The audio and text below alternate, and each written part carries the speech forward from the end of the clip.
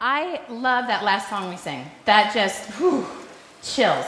Because, I love the line that says, I am not alone in the fire. Anybody feel like they're going through fire these days?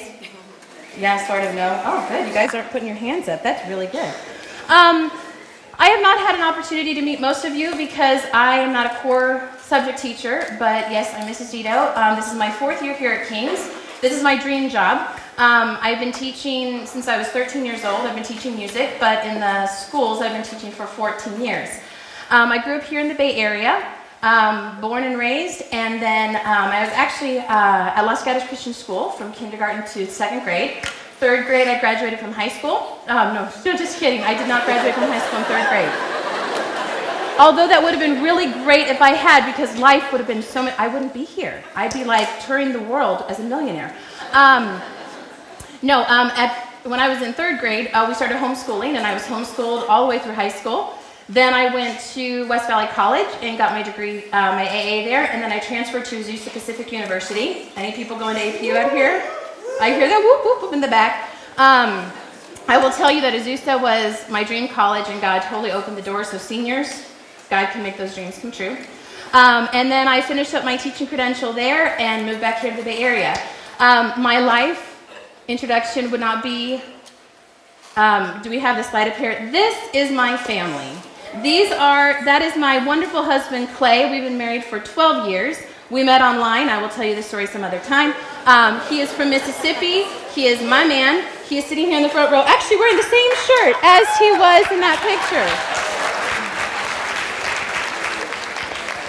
And I am not going to look too long at the pictures of my children because they are my life. My husband and my children, they are my life. That is my sweet Abby. She is 8.5 going on 16. She absolutely loves anything that sparkles, and she loves unicorns, obviously by the blow-up unicorn costume we bought her for Halloween. My son, David, is 6.5 going on 13. He has developed this wonderful sense of humor. As you can see, he's obsessed with the color green and Buzz Lightyear, and also making silly faces in the pictures when we take them as a family. These 2 children are my miracles. They're my miracles. And they have struggles. We all have struggles. But both of my children are autistic, both of them. They both deal with autism. They struggle with it. They struggle with auditory processing disorder, sensory processing disorder, and Abby even struggles with ADHD. But I will tell you that we serve an amazing God who can do mighty things and use even the littlest ones to change the world. I asked Abby the other day, she and I went on a date. She said, Mommy, can we have some girl time? I said, sure, why not? So I took what any mom would do, and I took her to Starbucks. And then I took her to Panda Express. And sitting over teriyaki chicken, I asked her, I said, Abby, who is God? Who's God? Because my kids love Jesus. And this was her response. Well, God is the one who loves me. Oh, I know, right? But it gets better. She said, and I know that God will protect me no matter what. And he will keep me safe. She's my child. Well, she's your child too, but she's my child. But I want to share very, very briefly, actually not so briefly, I'm going to go through my notes very quickly here because I know time is precious, and I'm going to tell you right now that we are probably going to go a few minutes over because what I want to share with you is my heart. If I never get the chance to talk to any of you, again, I want to be able to leave here knowing that I have conveyed the message today that God wants each of you to hear. And I have prayed over this, and I will tell you, you know God's going to do something when the enemy is fighting over you. And I'll tell you, the past couple days, he's just been after me. So by God's grace, I'm doing what I'm doing, and I'm going to plow through my notes. What I'm going to tell you, I'm actually going to read. Because if I don't, I will get on rabbit trails, and we will be here forever and be like Alice in Wonderland and never be able to get out. At the beginning of this school year, Mr. Williamson asked us in high school, in teachers' high school staff meeting, to write something about ourselves on a 3x5 card that we would like him to know. It could be random, it could be a summer vacation or a trip we had, anything that we wanted him to know. I paused for just a moment when he gave me that card and told me what to do with it, because this is what I wrote. I had probably one of the best summers, if not the best summer of my life. So much freedom and broken strongholds. Sometime I will share it with you. Well, he came to me 2 hours later and said, I saw your card. I want you to share it with the staff. He didn't even know what I was going to share. I was like, okay. So then I shared with the staff, and then Mr. Stark said, would you please share with the students of the school? This summer was not one of the best summers because of amazing vacations, lazy days at home, or even going to the beach. This summer was amazing because of what God did in my heart and the journey that he and I took together. About 3 months ago, I was challenged by two very special people in my life. They are precious people who lovingly challenged me, and they spoke the truth. They challenged me to examine my priorities and where I could make some adjustments and even some really hard changes. One of the questions I was asked was, Lotte, how do you want your life to reflect your God, your marriage, your children, and your home? Once you've answered those questions, then examine your life and see how you are measuring up. They gently said to me, Lotte, your job is getting your best. Your family is getting the leftovers. These questions were hard. What they said was hard, and I could have easily gotten in their faces and said, who are you to tell me, a 42-year-old woman, yes, I'm 42, who are you to tell me what I should be doing or questioning in my life? But I didn't. The questions needed answers. And I decided to take their theory of I was giving my family the leftovers and put it to the test. So one day, Abby and I were hanging out in our home, and I said, hey, Abby, do you like the fact that Mommy works at the King's Academy? Because she's always been, hey, Mommy, what music are we doing? And blah, blah, blah. And I said, Abby, do you like the fact that Mommy works at the King's Academy? She didn't hesitate. She said, no. And I looked at her and I said, why? She said, because if you didn't work there, you'd have time for me. My heart broke because she's a miracle. I lost 3 babies before I had her. She is my miracle. And she's looking at me in the face saying, you don't have time for me. I knew that something had to change. Her words not only echoed what had been said to me and what I'd been challenged with, but they echoed everything around me. I had allowed my job, my friendships, food, and other priorities to take over my life, rather than live a life that was truly a reflection of who God is in my life and who I wanted him to be in my life. And something had to change. So 24 hours later, I met with Mr. Williamson and I said, can you please adjust my schedule? I need to be part-time this year so that I can pick my kids up from school and I can drop them off. Can we please make this work? I need to be there. And he said, we are going to make this happen. But as that success happened, I continued to reflect on what I'd been challenged with. I was challenged to be transparent and honest and allow people to see the real me, including my weaknesses and the struggles that I had kept hidden for a very long time. The reality is that the idea of people seeing the real me, the messy, cluttered, barely keeping it together me, was terrifying.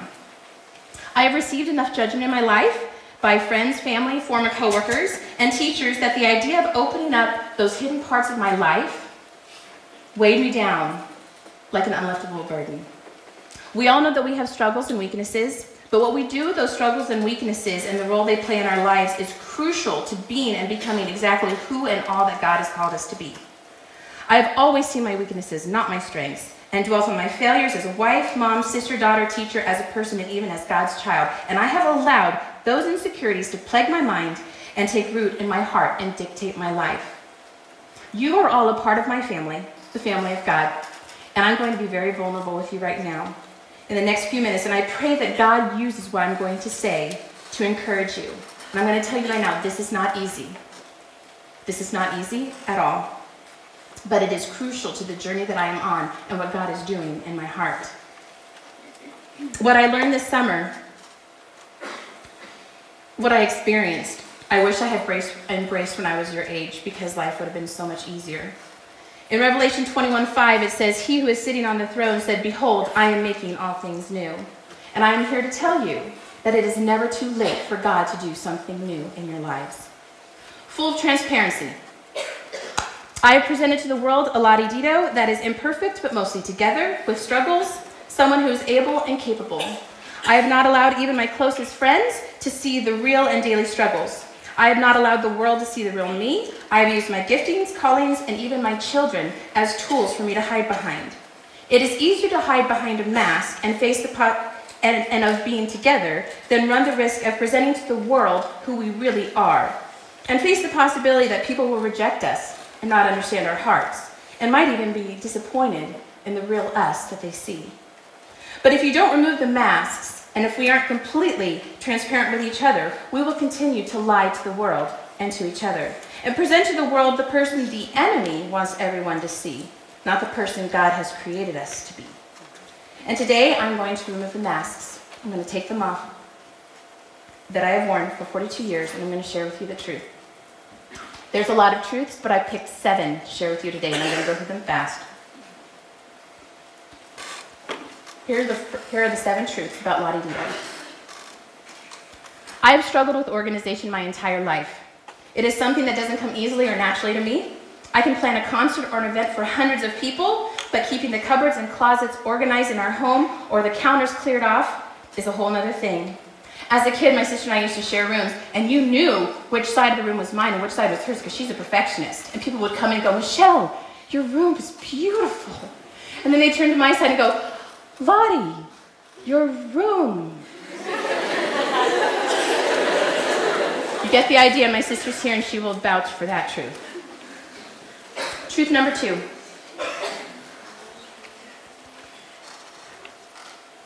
I have struggled with my weight my entire life.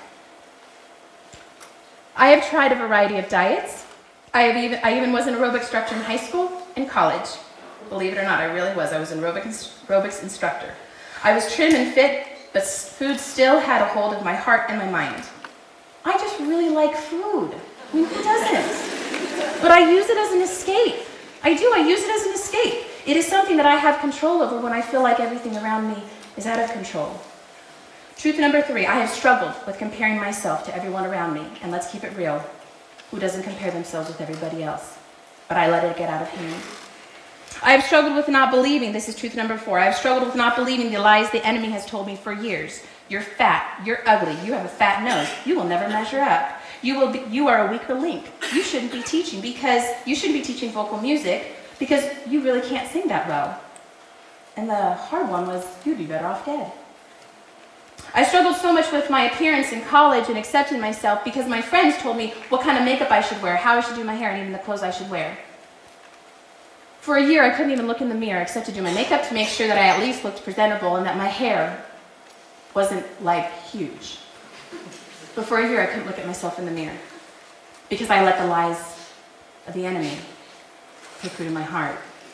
This summer, at family camp, Albert Tate, who was our speaker, said, "Why do we hold so tightly to the words of the enemy, but hold so loosely to the truth and the words of the Lord?" See, Ecclesiastes 3:11 says, "He has made everything beautiful in his time." Truth number 5, I have struggled to not replay hurtful, devastating, and betraying comments over and over in my mind, but I have let them play over and over in my mind and take root in my heart. Truth number 6, I have allowed one woman to impact my life as a vocal person, as a singer. In college, I loved APU. APU, I will tell you, best college. Don't fight me on that, you Biola people, but we're going to go with this. I had a teacher, she actually wasn't even mine. She was the best known vocal teacher at Azusa. And she was known for, if you really want to grow in your vocal abilities, she's the one you want. But going into school, you're just assigned a voice teacher. You don't get to pick. So I was not assigned to her, I was assigned to someone else. But I knew the result that she would get from her students. So after 3 years of being at Azusa, I was getting ready to move back up here after my credential courses, and I was going to start my first teaching job at Cupertino High School, teaching choir there. And as I saw her one day in the hallway, I said, "Hey, would you just give me 10 minutes of your time? I just would love to get some feedback from you on my voice." And she said, "Sure, why not? Okay." So 10 seconds. All I did was sing a warm-up. I didn't even sing a song for 10 seconds, and she stopped me right there. And she goes, "Well, first of all, how do you stand in your voice lessons?" I said, "Well, like this."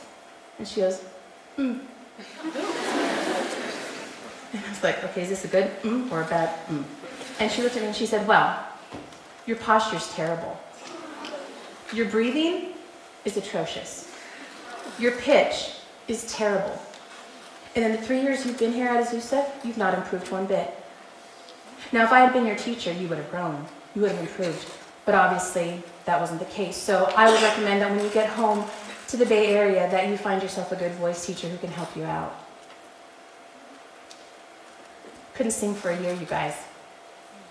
And even to this day, actually up until about 2 months ago, I questioned every time I sang in front of people, including in front of my students, when I was leading worship at church, in the car, when I was singing with my children. I constantly questioned what I was doing and if I really sounded good or if what she said was the truth.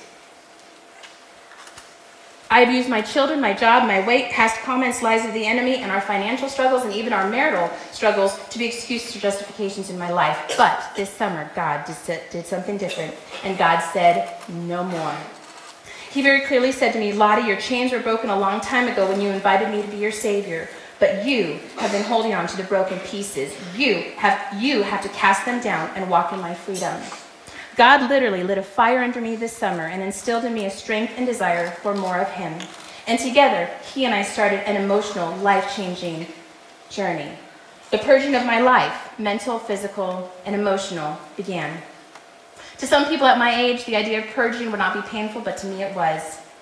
I worked on an intense level this summer that can only be explained by God's grace.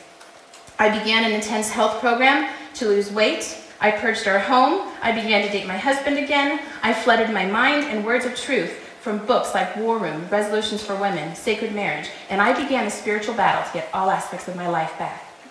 There were so many areas that God worked on in my heart this summer, but I'm going to focus on my home. And I know that you don't have homes, but just go with it. Well, you have a home, but you're not in charge of it. Okay. Let's keep it clear. My home has never been a reflection of my heart or what I have dreamed of my home being like. We all thrive in orderliness, but I have allowed excuses like I'm too tired, I don't have the energy, no one's coming over, so it doesn't matter, to impact the order of our home. I allowed every excuse to impact the functioning. I let clutter, materialism, laziness, stacks of paper, documents to go through later, loads of laundry, piled everywhere, needing to be folded, and these are the things that made up our home. But I began in the rooms of my children, and one by one, I went through every toy, every piece of clothing, bedding, everything I purged. With each room I came to, there was a part of my heart that broke and grieved because with every bag I filled, 42 in total, I was reminded, yeah, wow, I heard that back there. That's what I'm saying. Goodwill and Savers loves us right now.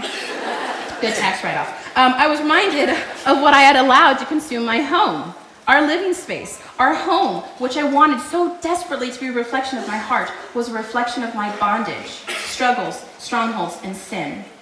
I kept seeing the enemy shove my struggles in my face, but the beautiful thing that God did was that as I was purging our homes of the material things, God was helping me to purge my mind of the things, the thoughts that had made themselves at home in my mind. I was constantly reminded of my weaknesses and struggles in keeping things organized. But as I began to load each of those bags into my husband's minivan, I felt that unliftable burden. That bell's gonna go, but we're gonna keep going. I felt the unliftable burden begin to lighten and the freedom in the Lord began to take over. We talk about chains being broken in our lives, but think about the chain. It's called a chain, but it's made up of pieces that are linked together. Together, those links make something very strong, sometimes unbreakable. Everything in my home, in my mind, my body, the links of self-worth, self-doubt, gluttony, lies of the enemy, they were all chains that were created and made bondages in my life. I believed and dwelt on failures that were not mine to dwell on, but God saw me. The God of the universe saw the grace that I needed, the forgiveness I needed. And this summer, link by link, he destroyed every single one of those chains. My home, which used to be an embarrassment to me, is something that has become a place of freedom and a place that God has always wanted it to be because of what happened this summer. It is a home where there is freedom. Is it perfect? Nope. I'm going to tell you right now it's not perfect, but I'm reminded that God is not asking for my house to be perfect or my life to be perfect. He simply is asking me to honor him with what he has given to me. Our verse for the week, John 15:5 says, I am the vine, you are the branches. If you stay joined to me and I stay joined to you, then you will produce lots of fruit, but you cannot do anything without me. When an owner of a vineyard was asked, how do you get started planting and growing a vineyard? The owner replied, the first question you have to ask yourself is, what fruit do you want to produce? Do you want grapes for the table, grapes for juice, grapes for wine, or do you want raisins? Because depending on the fruit, how you take care of it is going to impact what the result is. He would prune either the dead leaves or the cluttering fruit off the vine for those that needed to be closer to the vine and needed space. This allowed there to be more room and space for the fruit left on the vine to grow, but nourished and thrived as it continued on the vine. The moment, though, that the branch is cut off and the fruit is cut away from the vine, it begins to lose its flavor and its ability to grow. Apart from the vine, the branch cannot live or produce new fruit. Our lives are like that. When we stay connected to God, reading our Bibles, praying, encouraging each other, letting go of our selfishness, allowing God to cut out the things that are not what is best for us, there is room for God to move and to create new things. But when we detach ourselves from Him, the fruit of our lives and the way in which we thrive will begin to deteriorate, and eventually we will stop producing good fruit. See, when I talk about God breaking the chains in my life, it's the same thing as God bringing gardening shears to my life, cutting out the dead leaves, removing the things around me that were not producing good or healthy fruit. And it is equipping me to produce a new and better fruit. I have 3 questions for you. What does the fruit of your life look like? What is it in your lives that is keeping you from growing in the Lord and producing the fruit He wants you to produce? What are you clinging to that is keeping you from enjoying the life that God has for you and wants for you? You know what mine were. Is it jealousy? Is it pride? Materialism? Foul language? Smoking or vaping? Vanity? Video games? Your phones? Computers? Gluttony? Pornography? Drugs? Alcohol? Selfishness? Self-centeredness?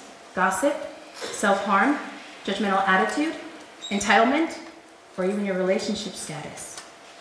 What are you using to water the roots in your life? And if your life is not producing the fruit of the Lord, then what needs to change? And are you willing to allow God to prune those areas in your life?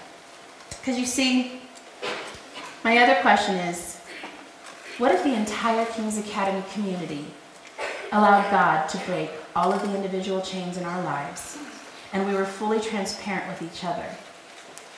What would our school look like? In your home groups today, your leader will have a carabiner for each of you, a small one, and a strip of paper with some questions. This carabiner is a representation of a stronghold or multiple strongholds in your life. Once you've been given one of these, your group will have a time of reflection, and then you can write down 1 or 2 of the strongholds in your life, but do not sign your name. This is between you and the Lord. Then you have 2 choices. You can take the carabiner and you can keep it, or you can give it back to your leader, and they will put it in a bag and give it to me. We will then link all of those chains together, and we're going to display them in the quad, because the reality is my story is important, and the chains God broke in my life are important, but it would mean nothing if I didn't share it with you. And so for all of you, breaking one chain, just one, will begin a roll of, basically a snowball of freedom in your life. It is a way for us to show, by displaying the links, that the enemy is going to be defeated on our campus and in our lives. This summer for me was about breaking chains of bondage, and maybe for some of you, you are ready to release maybe just one link of bondage in your life. That is the first step to freedom. Maybe you are ready for God to begin cutting away the things that are holding you down and preventing you from growing. But no chain is too big for God that God cannot break. No stronghold is too strong that God cannot release you from. God has His hand on every single one of you. He does. He has chosen today to breathe life into you. He has designed and planned today, this moment, for you. And He is crazy about you guys. One of my pastors said, every person conceived has God's fingerprint on their lives. You, my brothers and sisters, have God's fingerprint on your lives. Would you stand with me?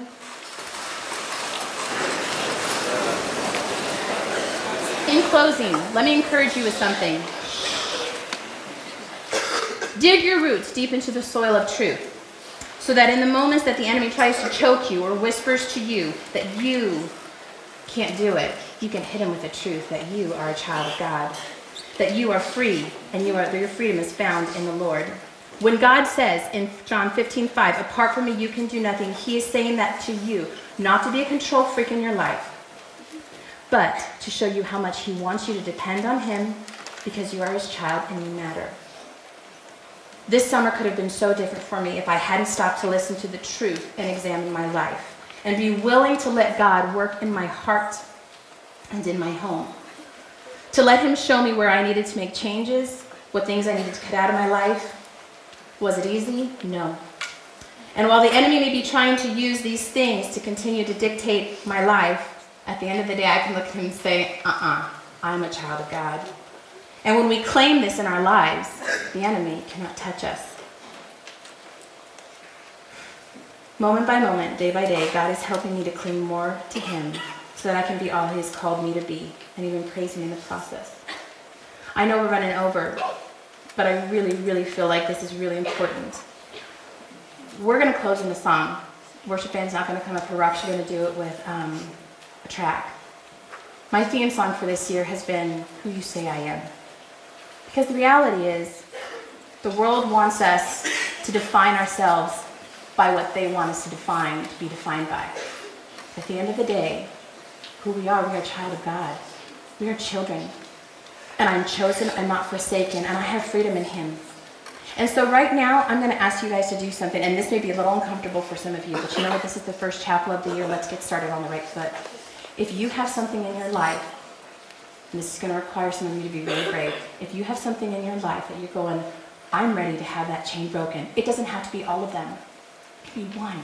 Pick one that is a stronghold on your life. If you're willing to let that chain be broken, during this song, you can either stay where you are, or I'm going to ask you to come up here in front. And it may get a little crazy in the rows, but we're going to sing this song. Mr. Barry, would you go and start this? But I want you guys to take a hold of the truth in this song. Don't be afraid to come down. I want to pray over you. Who am I that the highest king would welcome me? I was lost, but he brought me in. Oh, his love for me. Oh, his love for me. Who the Son sets free, oh, is free indeed. I'm a child of God, yes I am. Free at last, he has ransomed me, and his grace runs deep. While I was a slave to sin, Jesus died.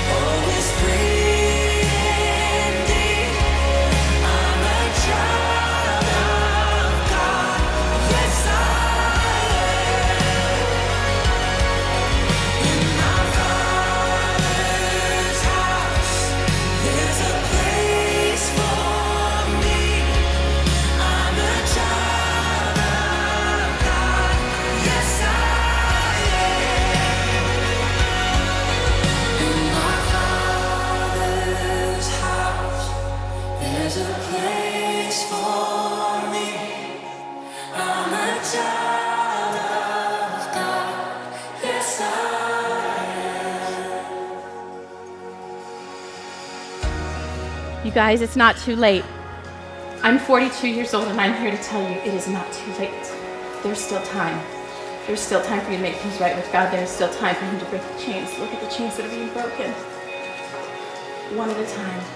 Every chain will be broken in your lives. Claim the victory that God has given to you and rejoice in it. And I'm going to continue praying for all of you that are down here. Your chains are broken. Don't hold on to the pieces. Drop the pieces and let God work in your lives. Guys, this has just been a wonderful time. We have gone over, and that's fine. I think that God has been moving among us, and I'm grateful for that.